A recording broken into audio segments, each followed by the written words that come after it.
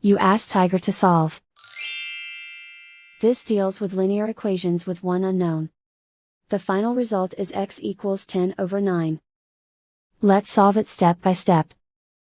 Group all constants on the right side of the equation. Add 1 to both sides.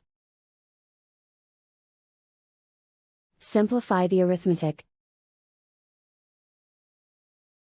Convert the integer into a fraction. Combine the fractions. Combine the numerators. Isolate the x. Divide both sides by -6. Cancel out the negatives. Simplify the fraction. Simplify the arithmetic.